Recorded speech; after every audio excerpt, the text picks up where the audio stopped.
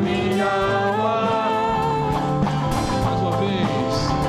Alegrar-se-á no Senhor a minha alma. Engrandecei ao Senhor, engrandecei-o comigo, e todos a uma lhe exaltemos seu nome. Engrandecei ao Senhor, engrandecei-o comigo, e todos a uma exaltemos seu nome. Seu glorioso nome, seu glorioso nome. Em todo tempo, mais uma vez. Em todo tempo eu louvarei ao Senhor, sempre estará nos meus lábios o seu louvor. Em todo tempo eu louvarei ao Senhor, sempre estará nos meus lábios o seu louvor. Alegrar-se-á no Senhor a minha alma. Alegrar-se-á no Senhor a minha alma. Alegrar-se-á no Senhor, minha alma, mais uma vez. Alegrar-se-á no Senhor a minha alma. Mais uma vez. Alegrar-se-á no Senhor a minha alma. Amém.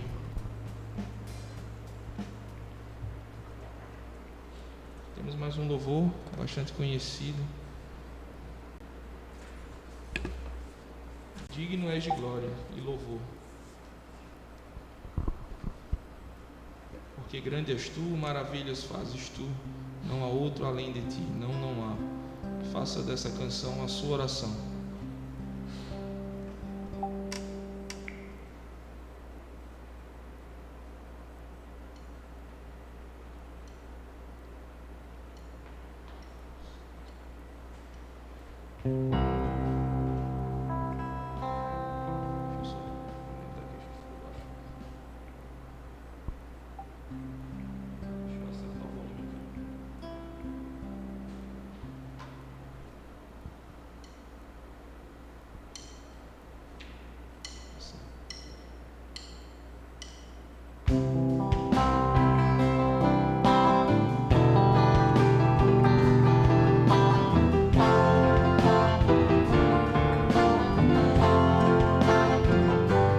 Dignas de glória e louvores,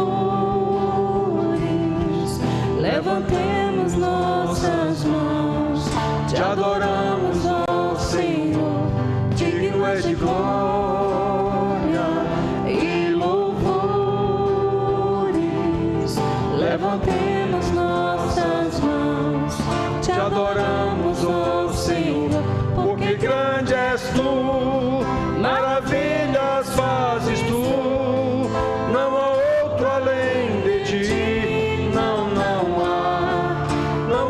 outro igual a ti. Porque grande és tu, maravilhas fazes tu, não há outro além de ti, não há outro igual a ti.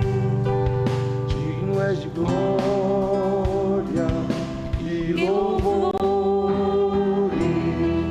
Levantemos nossas mãos, te adoramos, ó Senhor. Digno és de glória e louvores, levantemos nossas mãos, te adoramos, ó Senhor. Porque grande és tu, maravilhas fazes tu, não há outro além de ti, não há outro igual a ti. Porque grande és tu, maravilhas fazes tu, não há outro além de ti, não há outro igual a ti.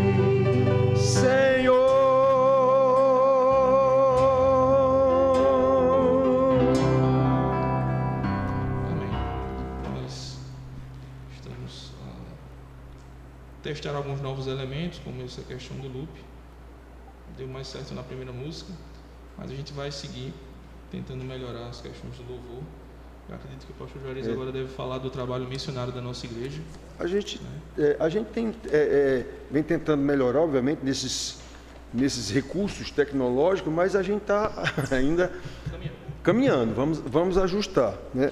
Nós temos aqui o nosso querido reverendo pastor Antonino, e é quem nos vai trazer a palavra. Mas nós vamos, irmão, muito rápido. Eu tenho falado para os irmãos aqui há muito tempo sobre o missionário Júlio César, nossa igreja, que está em Guiné-Bissau, e ele mandou um videozinho bem rápido da casa que ele está fazendo lá. A gente tem contribuído, com muito pouco, mas tem contribuído, e a gente vai ver rapidinho isso aqui, mas bem rápido, viu?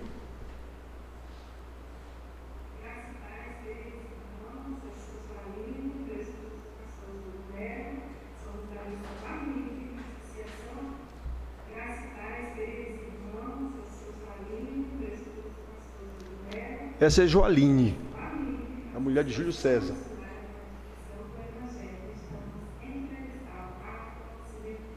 Estamos trabalhando com os povos não alcançados, porque esse é o foco da missão. E o Senhor tem nos dado graça para caminhar com o povo Soninquê, Escultura, Piapada e os Cobianos. E o Senhor já nos deu um povo, já está emancipado e avançando para pouco em pouco. Agora nós iniciamos mais 3 povos, projetos que alcançam os Malus, Santos e Ganhos. Deus tem abençoado e contamos com as vossas orações, e desses projetos Deus abre portas através da escola, da farmácia e também com a pregação do Evangelho. Continue orando por nós, nos dando tempo para que Deus nos dê graça a todos nós e fidelidade. Deus te abençoe, em nome de Jesus.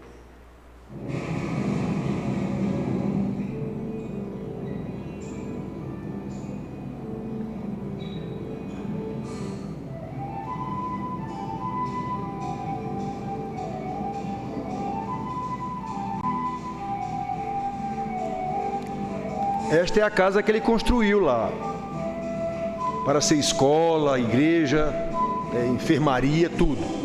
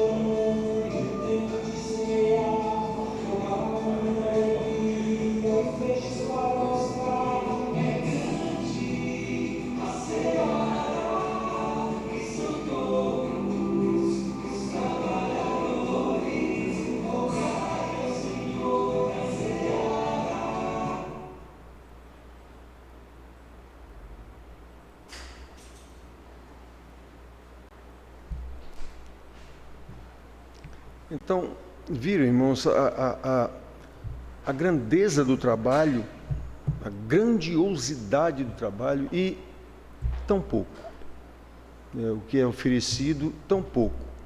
Mas, com o Senhor, o pouco é muito, é o suficiente.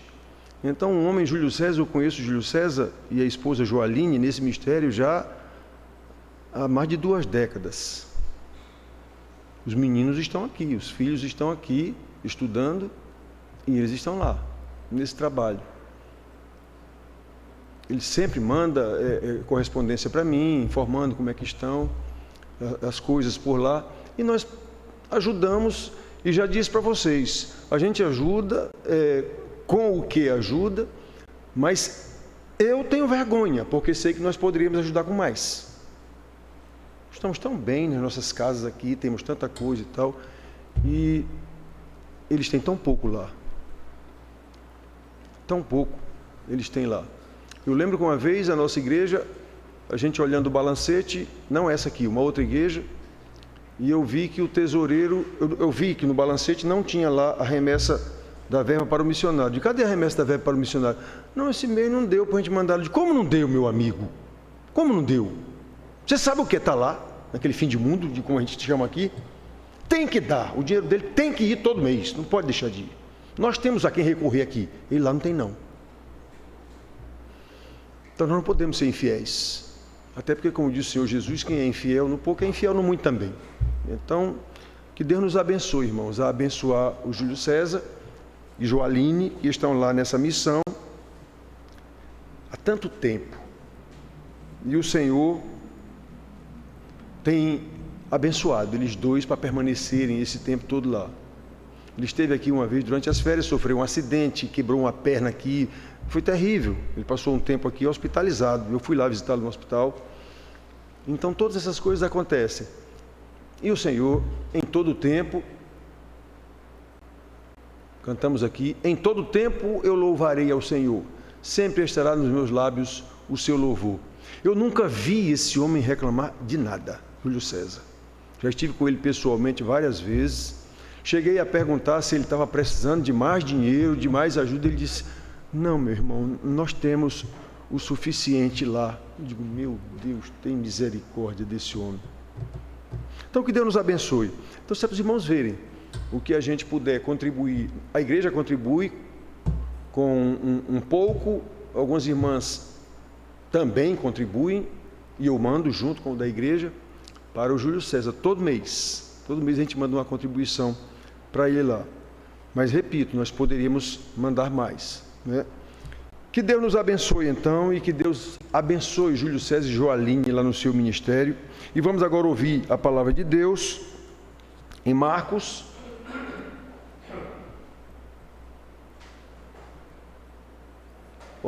Marcos, capítulo 3, versículo de 1 a 6.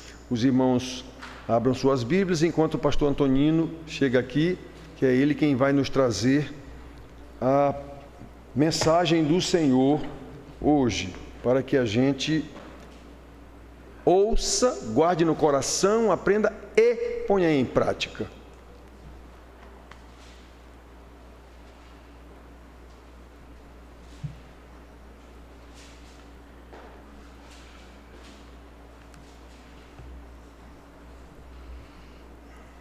Graça e paz, amados.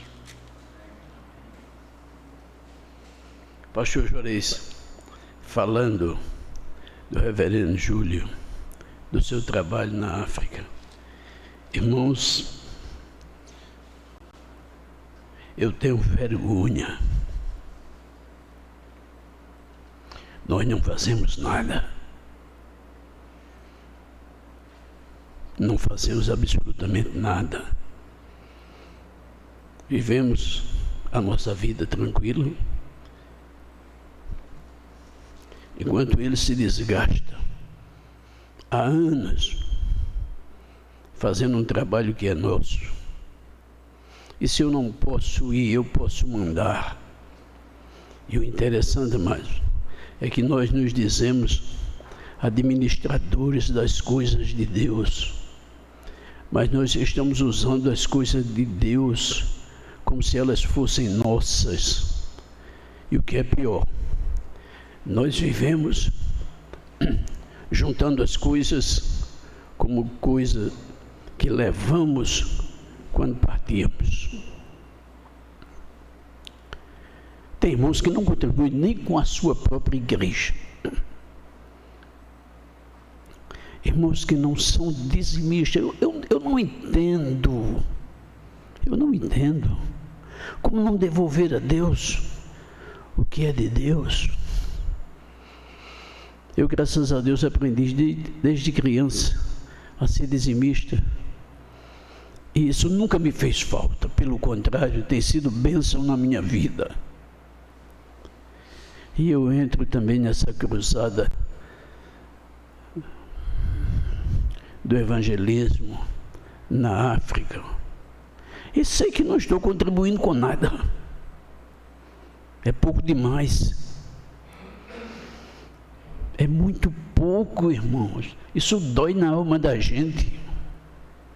E depois a gente canta, a gente louva a Deus e volta para casa com a alma mais tranquila do mundo, quando nós sabemos que tem alguém se desgastando na obra do Senhor. Eu conheço o reverendo Júlio, já teve proposta de voltar para cá, já é hora de descansar, volte, vem aqui para Cajazeiras.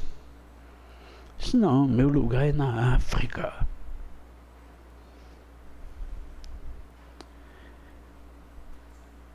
Isso tem outro nome que a gente não gostaria de dizer, mas é falta daquilo mesmo. É o que os irmãos estão pensando, é falta de vergonha nossa. E depois nós falamos em missões. Muito bem, irmãos. Vamos abrir a palavra de Deus. Marcos 3, capítulo de 1 a 6, diz: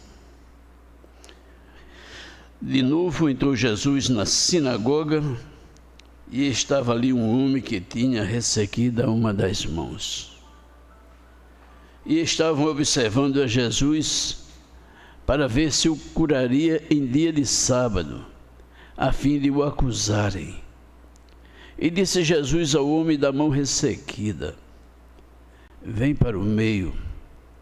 Então lhes perguntou: é lícito nos sábados fazer o bem ou fazer o mal, salvar a vida ou tirá-la?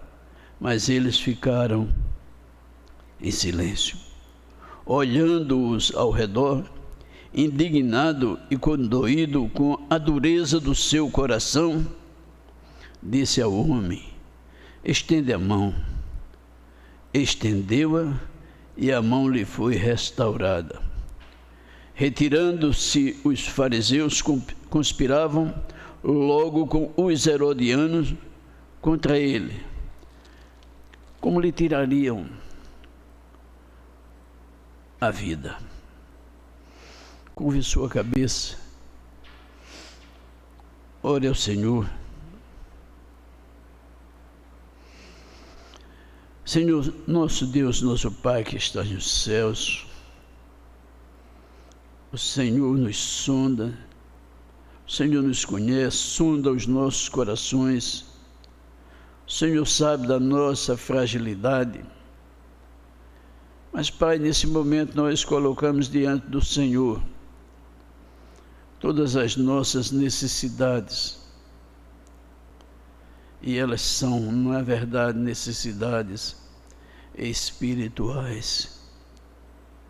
Precisamos, ó Pai, sermos mais servos Teus, obedientes à Tua palavra e fazer exatamente aquilo que o Senhor nos impõe. Não é opção, o Senhor impõe que façamos a Sua obra. E aqui estamos nós, Pai, neste momento, pedindo ao Senhor que tenha misericórdia de nós, que abra o nosso entendimento, que nos ajude, ó Pai, a entender a missão que o Senhor tem para cada um de nós. Derrama sobre nós a Tua graça, em nome e por amor do Senhor Jesus. Amém.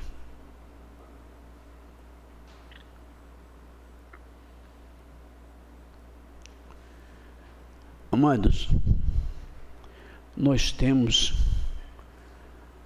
no momento uma doença que já se diz que é a doença do século. a depressão, mas não é a doença do século. É a doença de toda uma história do homem. Porque o homem vive sempre acossado pelo medo. Nós temos medo de tudo. E esse medo é crescente. E nós temos medo. E muitas vezes sem saber até de quê. Sabemos tão somente que Ele existe, que Ele nos segue. Nós temos medo da noite. E aí nós ficamos assustados, amedrontados, porque o medo, fechamos a porta e sabemos que Ele nos espreita, que Ele está nos vigiando. Ele está esperando que abramos a porta para Ele nos acompanhar. Nós temos medo de perdermos o nosso emprego. O medo nos segue nas bancas dos colégios. E o medo senta conosco até nos bancos da igreja. E nós vivemos atormentados pelo medo. Então hoje eu queria fazer um desafio de como vencer o medo. Por nós não conseguiremos vencê-lo. Mas como nós vamos vencer o medo? É só olhar para a palavra de Deus e nós vamos ter não é uma surpresa para os que conhecem a palavra de Deus, que os dias difíceis que o apóstolo Paulo revela ao seu filho na fé, Timóteo, os dias difíceis de Paulo, enfim, eles chegaram. E eles nos trazem inquietação e angústia.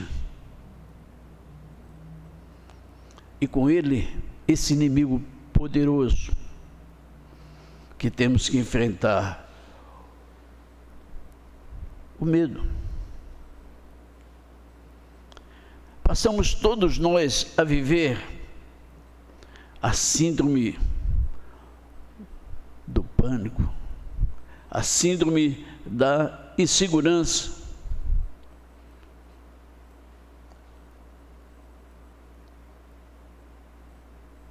Uma síndrome que nós tentamos inutilmente nos proteger, usando de todos os meios disponíveis. E mesmo assim, são em vão.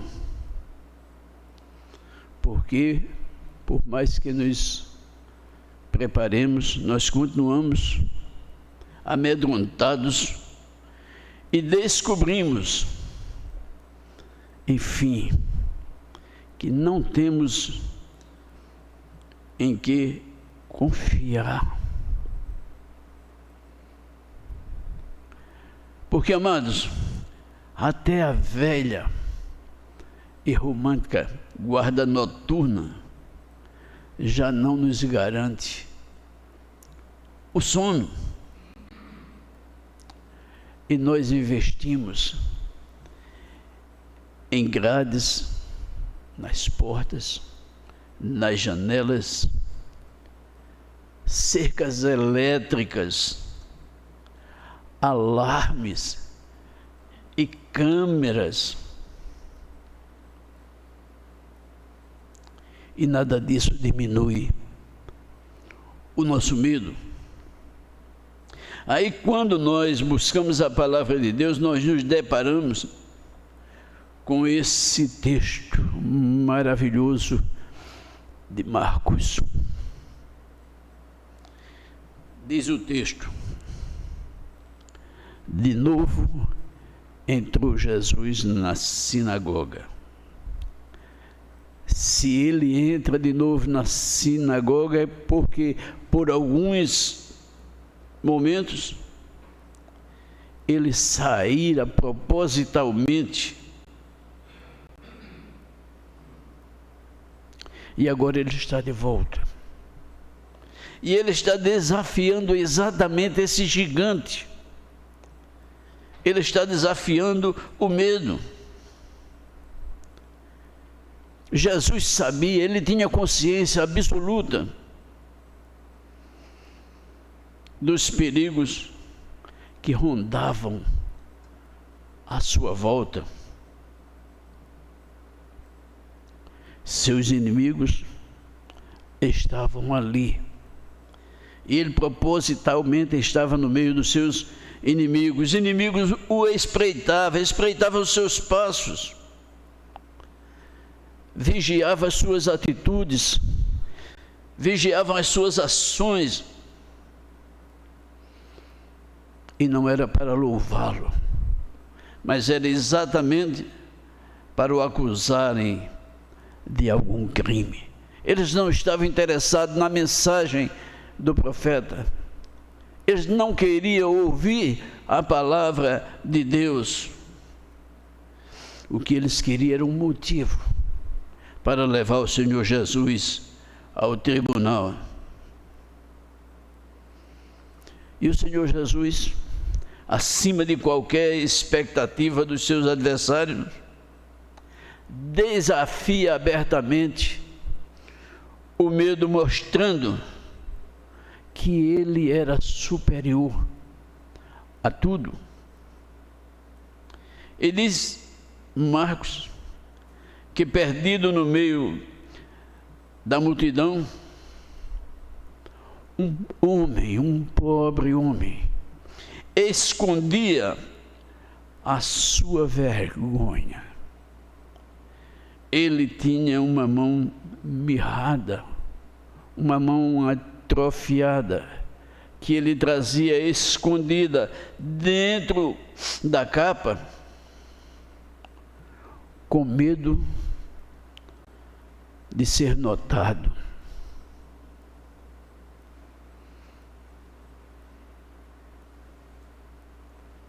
E todos esperavam, todos esperando que o Senhor Jesus tomasse o livro da lei e fizesse uma exposição à altura da fama do rabi que ele era. E o interessante aqui, amados, é que o Senhor Jesus, ele dispensa a retórica do sermão, do discurso bonito, mas ele vai direto ao cerne da questão. No verso 3, Jesus fala: e disse Jesus ao homem da mão ressequida: vem para o meio. Aquele homem estava lá na periferia da sinagoga. Aquele homem estava lá nos cantos escuros, escondido da sinagoga, com vergonha da sua posição. E o Senhor Jesus disse: vem, sai, vem para o meio. Como se estivesse dizendo àquele homem: o que eu vou fazer, eu sei o que vou fazer. E o que eu vou fazer, faço às claras. E o faço para que todos possam ver e entender que todo o poder me foi dado na terra e nos céus e na terra. Amado, é nesse momento que a sinagoga estremeceu, porque aquela talvez seria a única ou a última oportunidade de denunciá-los por transgressão ao sábado. Eles não estavam interessados na mensagem. Eles não queriam ouvir o ensinamento da palavra de Deus. Eles não queriam o conhecimento da palavra de Deus. O que eles queriam era acusarem o Senhor Jesus. E aqui nós vemos um pobre homem amedrontado, escondendo a mão na sua capa, com vergonha, e um rabi desafiando os seus adversários. O Senhor Jesus está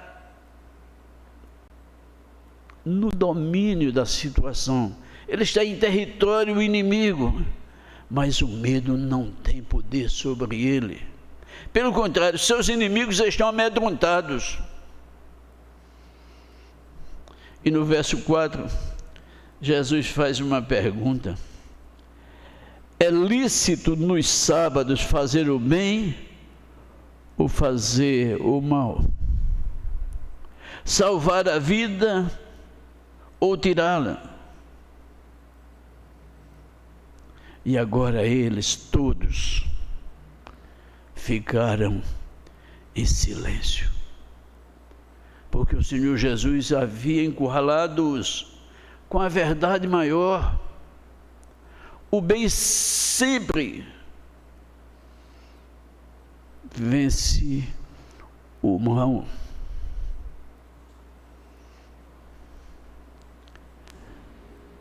Agora o que nós vamos encontrar é uma sinagoga silenciosa,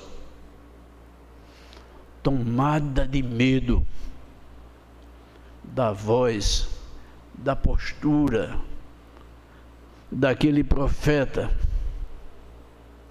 que eles não esperavam.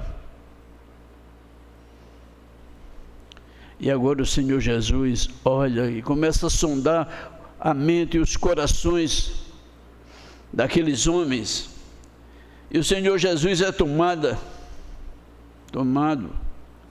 de uma santa indignação, e ele é tomado de compaixão por aquele pobre homem que escondia a mão ressequida.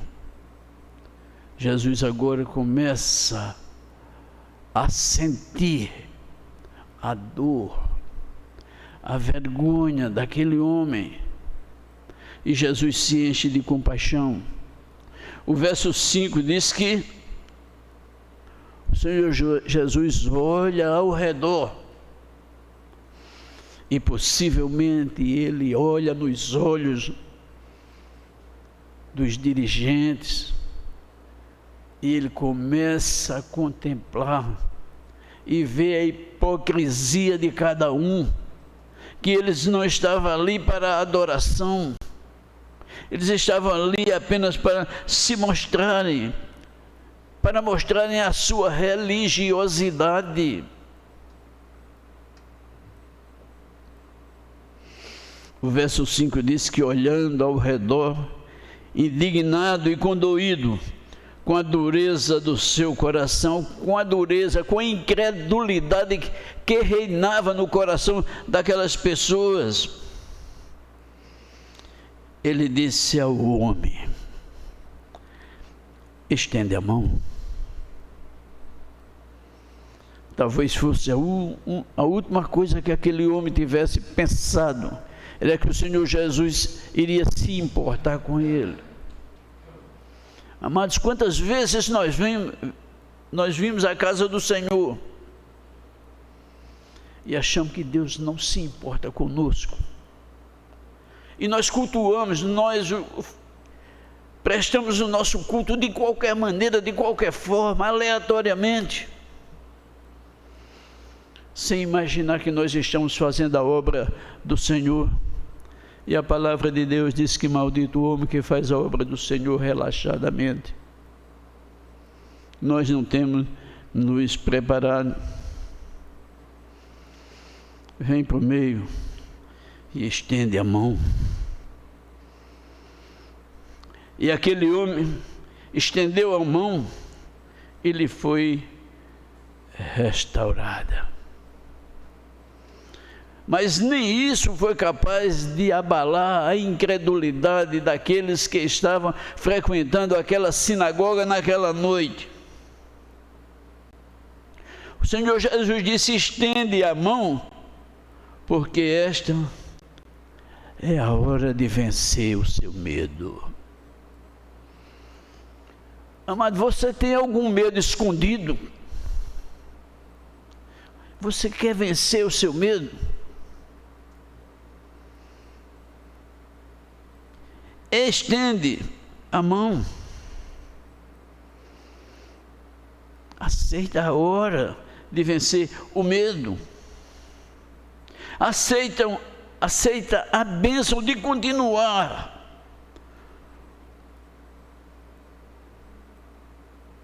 Na bênção. Ou permanece numa vida íntima, uma vida ímpia, uma vida de maldição.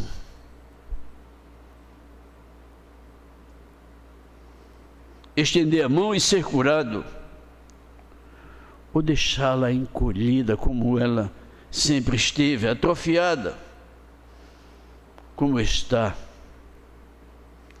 Deuteronômio 30, verso 15, diz o Senhor: vê que proponho hoje a vida e o bem, a morte ou o mal.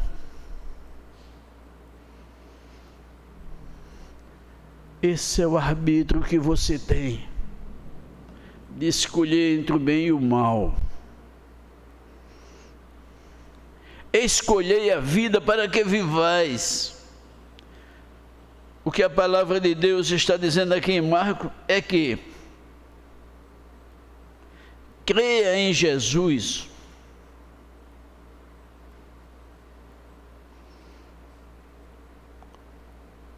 ou rejeite a bênção.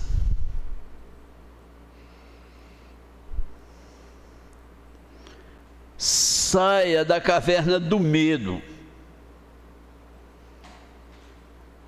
Nós muitas vezes sofremos uma enfermidade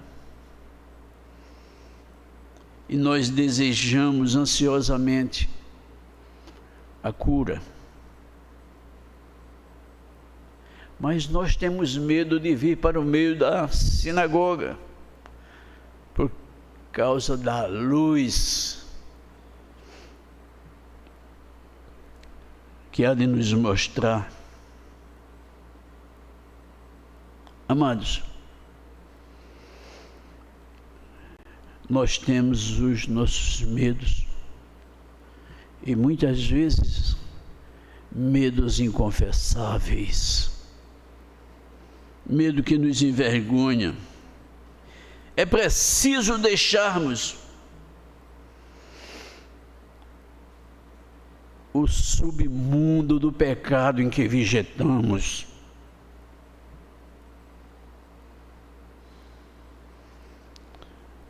para entrarmos numa vida abundante na presença de Deus, para que a bênção que o Senhor derrame sobre a igreja também nos alcance. Quantas vezes a nossa vida não condiz com a nossa condição de servo. Deus sabe, Deus nos sonda, Deus nos conhece, e ninguém engana a Deus. Muitas vezes preferimos continuar a nossa vida de pecado, e muitas vezes nós até não gostamos quando o pregador se refere ao pecado, quando o pregador se volta a pregar o reino de Deus, os céus, e fala do inferno, ele está fora de moda. Amados, a Bíblia é cheia de exemplos. Diz a palavra de Deus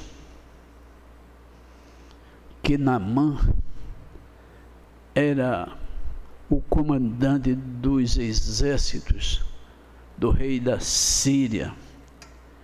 Era um homem que gozava de prestígio do rei.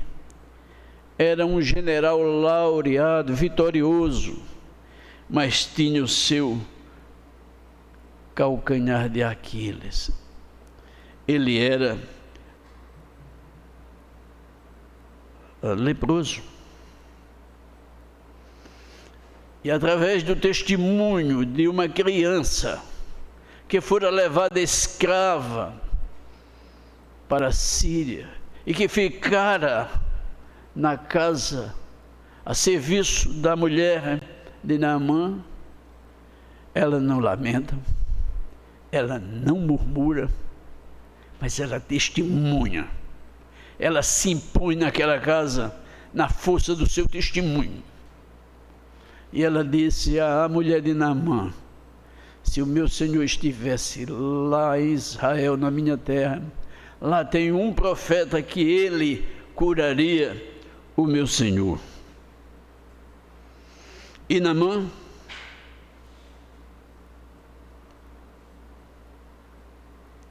procura o profeta Eliseu para ser curado.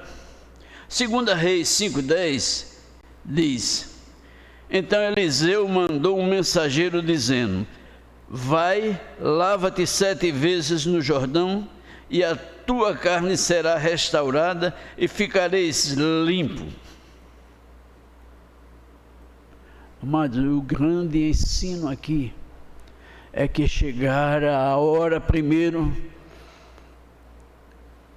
de Naamã ser abençoado. Segundo, de Naamã retirar a roupa do pecado que ele vestia.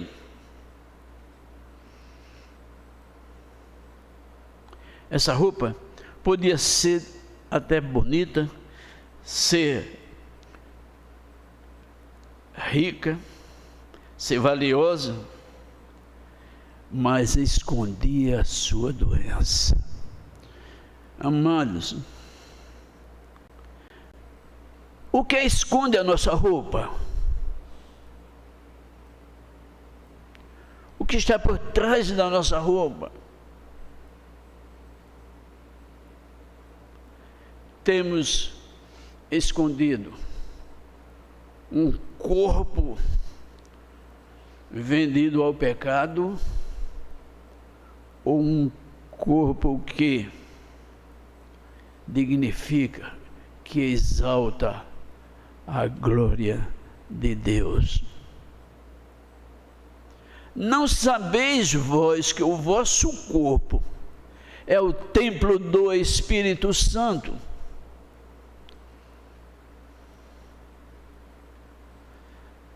Que a nossa roupa não esconda o que escondia a roupa de Naamã. Mas há algo que Naamã nos ensina. Para que o milagre aconteça, é preciso que se obedeça a ordem que se lhe foi dada. E então o milagre acontecerá. Vença seus medos, seus complexos, aposte nos seus sonhos. Eles podem se realizar. Aquele homem da mão mirrada, que trazia sua mão escondida na capa, escondia sob o seu manto o seu pecado. E mais uma vez eu repito, pare de ter medo, vença seus medos, levante-se de onde você está e venha para o meio. Assuma-se pecador e que necessita da graça de Deus, da salvação no sangue de Jesus.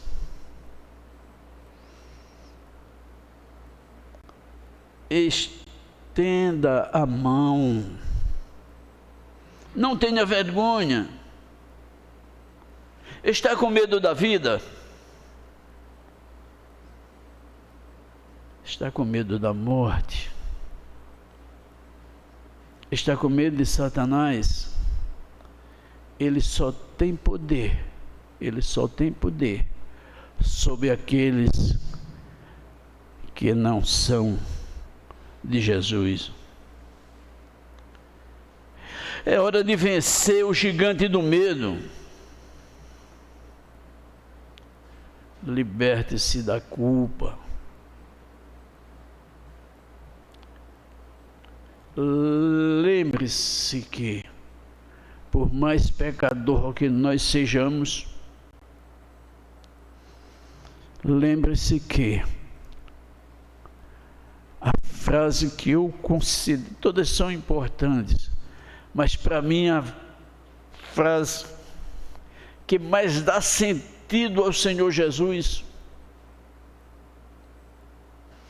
é quando na cruz Ele diz para o Pai: está tudo consumado. Não precisa fazer mais nada, amado. Você não precisa fazer absolutamente nada pela sua salvação. Seus pecados passados, presentes e futuros já foram pagos. Já foram anulados na cruz do Calvário.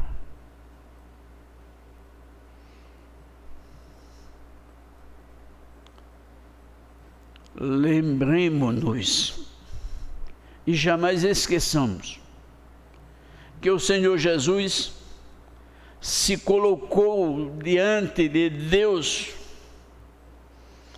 a interceder por nós.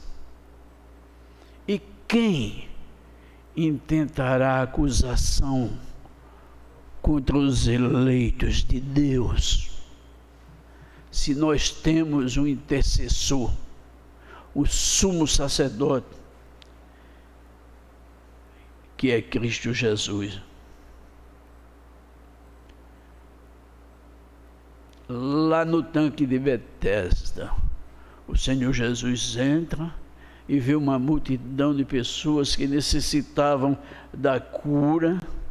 Não se sabe por que ele resolve se dirigir a um homem e lhe pergunta: queres ser curado? E aquele homem responde de uma forma evasiva: Senhor, eu não tenho ninguém. Mas, amado, não é isso que o Senhor Jesus está perguntando a você nesta noite. Ele não quer saber de você se você tem ou não alguém. Ele quer saber o que é que você quer. O que é que você deseja? O que é que você almeja do Senhor Jesus? Qual é o seu propósito no serviço do Senhor Jesus?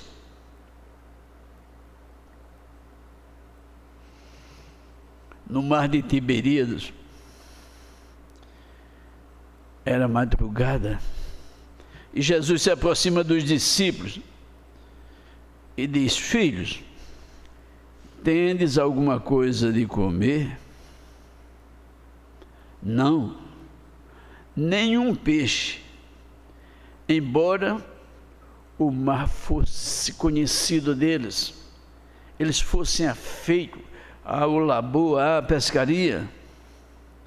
Mas, amados, eles estavam do lado errado.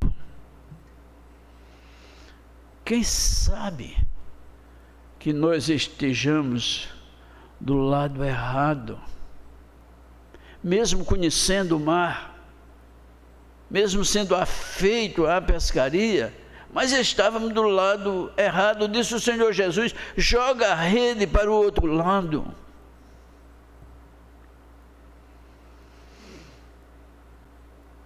Mudemos de lado, mudemos de atitude e lancemos a rede onde o Senhor mandar.